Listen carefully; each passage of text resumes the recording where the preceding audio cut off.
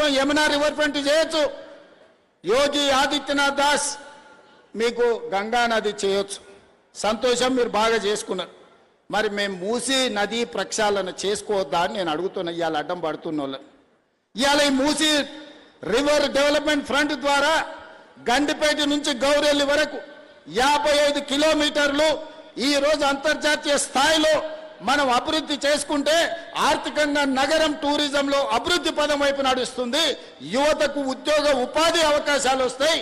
మీరు కూడా ఉప్పల్ మూసీ పక్కన ఉన్నామంటే ఒక రివర్ ఫ్రంట్, న్యూయార్క్ న్యూజెర్సీ మధ్యలో హడ్సన్ రివర్ ఫ్రంట్ దగ్గర ఒక్కొక్క అపార్ట్మెంట్ 100 కోట్ల విలువ ఉన్నది.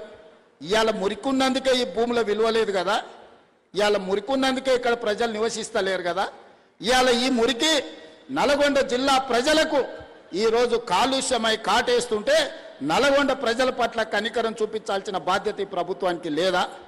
నల్గొండ జిల్లాలో ఆలేరు భువనగిరి ఆ ప్రాంతానికి వెళ్తే కొత్తగా పెళ్లిళ్ళైన ఆడపిల్లల్ని మగపిల్లల్ని ఊరు నుంచి పట్టణానికి పంపిస్తారు. ఇక్కడ ఉంటే ప్రెగ్నెన్సీ ప్రాబ్లం ఉన్నది, కలుషితమైన నీళ్లు తాగినా ఇక్కడ పండించిన పంట తిన్నా కడుపు కోతకు గురవుతారని చెప్పి ఈరోజు అక్కడ ఉండే తల్లులు తమ బిడ్డల్ని పట్నం పంపిస్తారు. అంత దుర్భరమైన పరిస్థితి. ఒకవైపు నల్గొండలో ఫ్లోరైడ్ ప్రాబ్లం, రెండో వైపు మూసి కాలుష్యం, చచ్చిన శవాల కలేబరాలు ఈరోజు నల్గొండ జిల్లా కొట్టుకొస్తుంటే ఆ ప్రాంతంలో ఉన్న ప్రజలు మూసి ప్రక్షాళన చేయమని నన్ను తీసుకెళ్లి పాదయాత్ర చేస్తే నేను చూసి వచ్చిన. నేను ఇవాళ మిత్రులారా, మనం ఎందుకు మూసీ నది ప్రక్షాళన చేసుకోవద్దు? మూసీ నది ఒడ్డున ఉన్న పేదలకు ఏవైనా ఇల్లు పోతే ఇల్లు ఇద్దాం, ఉపాధి పోతే ఉపాధి కల్పిద్దాం, ఉద్యోగ అవకాశాలు కల్పిద్దాం. అవకాశం ఉన్న దగ్గర అభివృద్ధి చేద్దాం, వాళ్ళను వాళ్ళ పిల్లల్ని మంచి స్కూళ్ళల్లో చదువులు చెప్పిద్దామని నేనంటే లేదు, మేము అడ్డం పడతారంటారు. ఇవాళ కేంద్ర మంత్రిగా ఉన్న పెద్ద మనిషి ఇవాళ పెద్ద పెద్ద మాటలు మాట్లాడుతున్నావు. నువ్వు మూసీ నదికి అనుమతులు తెస్తావా తేవా? నువ్వు ఇక్కడ పార్లమెంట్ సభ్యుడు కదా అని నేను అడుగుతున్నా. అదేవిధంగా ఒకనాడు ఢిల్లీ తర్వాత మెట్రో మనది 2వ స్థానంలో ఉండే, ఇవాళ 9వ స్థానానికి పడిపోయినాం. కారణాలు ఏవైనా ఉండని, అడ్డుపడ్డోళ్ళు ఎవరు, కాళ్ళలో కట్టెలు పెట్టింది ఎవరు, నేను మాట్లాడదలుచుకోలే. ఇవాళ మనకు తెలివి వచ్చింది, ఇవాళ మనం మెట్రోని విస్తరించుకోవాలనుకున్నాం. ఇవాళ నాగోల్ జంక్షన్ నుంచి బరాబర్ ఎల్బీ నగర్ నుంచి ఓఎస్ఏ హాస్పిటల్, ఆ నుంచి చాంద్రాయణ గుట్ట, ఆ నుంచి రాజేంద్ర నగర్ డైరెక్ట్ అంతర్జాతీయ ఎయిర్పోర్ట్ కు ఈ నాగోల్ నుంచి ఈరోజు మెట్రో విస్తరణ చేయాలని నేను ప్రతిపాదనలు పంపించిన. నేను ఇక్కడున్న మిత్రులను అడుగుతున్నా, నాగోల్ నుంచి అంతర్జాతీయ ఎయిర్పోర్ట్ కు మెట్రో కావాలన్నా వద్దా? మీరు ఒక్కసారి ఆలోచన చెయ్యండి. ఇవాళ మనం ఎయిర్పోర్ట్కు పోవాలంటే ఎక్కడెక్కడో తిరిగి సుట్లు తిరిగిపోవాల్సి వస్తుంది. అదే నాగోల్ మెట్రో రైలు ఎక్కితే చక్కగా శంషాబాద్ ఎయిర్పోర్టులో దిగుతాం. ఇవాళ గదే అడిగిన, మా రంగన్న చెప్తాడు, అన్న ఎల్బీ నగర్ కాదు హయత్ నగర్ అవతలకి మెట్రో కావాలి, ఇప్పుడు పట్నం అంతా హయత్ నగర్ దాటిపోయింది, వనస్థలపురం అవతలకి ఇయ్యండి అని రంగన్న కలిసినప్పుడల్లా అడుగుతాడు. మా ఎంపీ చామల కిరణ్ అడుగుతాడు, ఇవాళ ఎల్బీ నగర్ నుంచి హయత్ నగర్ అవతలకి మెట్రో పెట్టాలని అడిగిన. అవసరం ఉందా లేదా మీరు ఒక్కసారి ఆలోచన చేయండి.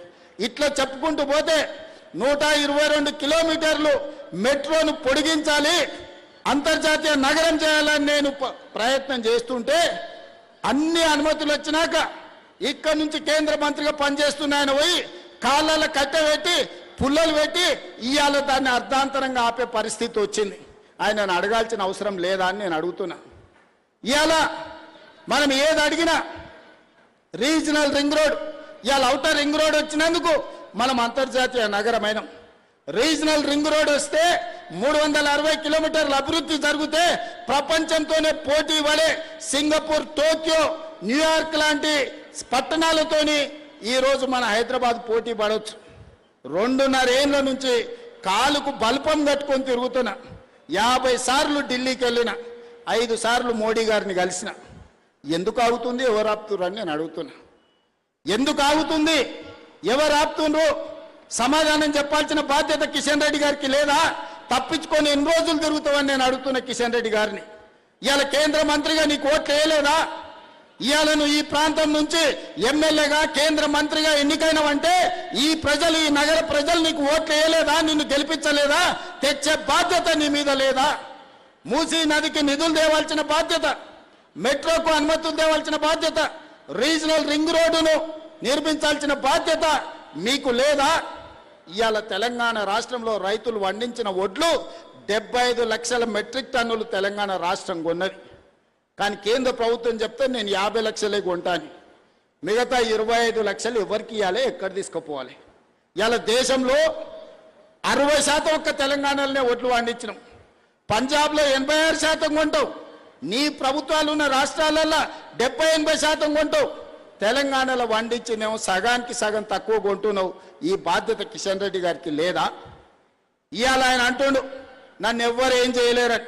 అయ్యా, ఈ ప్రజలతో పెట్టుకున్నాడు, తెలంగాణ ప్రజలతో గోక్కున్నాడు, బాగుపడి బట్ట కట్టినోడు ఎవరు లేడు కిషన్ రెడ్డి గారు. నువ్వు చేస్తున్న వ్యవహారాలు అన్ని ప్రజలు గమనిస్తారు. అందుకే 15 తారీఖు తర్వాత ఖచ్చితంగా కార్యాచరణ ఉంటుంది. మెట్రో రావాల్సిందే, RRRకు అనుమతులు ఇవ్వాల్సిందే, మూసి ప్రకటన జరగాల్సిందే, నువ్వు పండించిన వడ్లు మొక్కలు జొన్నలు కొనాల్సిందే. ఈ అన్నిటికీ నువ్వు సహకరించకపోతే బరాబర్ నీ సంగతి చెప్తాం. మళ్ళోసారి నేను చెప్పదలుచుకున్నా వారికి. వారు అంటారు నేను పుట్టింది ఇంట్లోనే, నేను చచ్చేది ఇంట్లోనే. కరెక్టే, నువ్వు అందులోనే ఉంటావు, చీకట్లో యువతలతో సహకారం తీసుకుంటావు.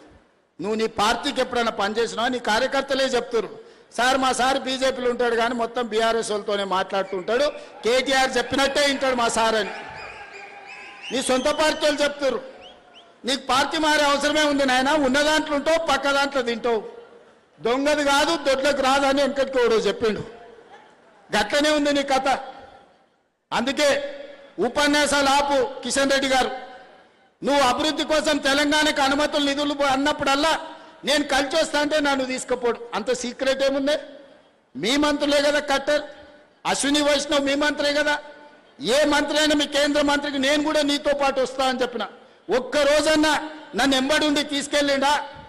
ఈరోజు గోదావరి జలాలను అనుమతి తెచ్చుకోవడానికి తుమ్మిడేటి దగ్గర ప్రాజెక్టు ప్రాణహిత చేవెళ్ళ కట్టుకోవడానికి మహారాష్ట్ర ముఖ్యమంత్రి తప్పించుకొని తిరుగుతుండు. ఏందే అని కనుక్కుంటే కిషన్ రెడ్డి గారు నువ్వు అనుమతులు ఇవ్వొద్దని చెప్పిండని వాళ్ళ ఆఫీస్ నుంచి సమాచారం. ఇదెక్కడి బుద్ధయ్యా? తెచ్చుకో, తీసుకురా ఇవన్నీ. తుమ్మిడేటి అనుమతి, మెట్రో అనుమతి తీసుకురా, రీజనల్ రింగ్ రోడ్డు తీసుకురా, మూసి ప్రక్షాళనకు నిధులు తీసుకురా, ఒట్లని కొను. నిన్నే ఎల్పీ స్టేడియంలో 1,00,000 మందిని పిలిచి పెద్ద ఎత్తున శాల్వ కప్పి గంట పెండారం తొడుగుతాం నీకే. మేము అందరం కలిసి మా కార్యకర్తలు అందరూ కలిసి తెలంగాణకు సహకారం అందించు కిషన్ రెడ్డి గారు. చీకట్ల వాళ్ళతో గూడి పుటాని చేయకు. ప్రజలేమో అమాయకులు కాదు. ఓసారి అంబర్పేటలో చూపించారు 2014లో కాలేరు వెంకటేశ్వర్ ఏం చేసిండు ఆ రోజు 18లో నువ్వు గిట్లనే చేస్తే. అందుకే ఈనాడు నేను బీజేపీ మిత్రులకు బీఆర్ఎస్ మిత్రులకు నేను ఒకటే మాట చెప్పదలుచుకున్నా. ఇప్పుడు ఎన్నికలు లేవు. ఎన్నికలు వచ్చినప్పుడు 6 నెలలు రాజకీయాలు చేద్దాం. ఈ 2 ఏళ్ళు రాత్రి పగళ్ళు పని చేద్దాం, కష్టపడదాం, మన నగరాన్ని అభివృద్ధి చేసుకుందాం.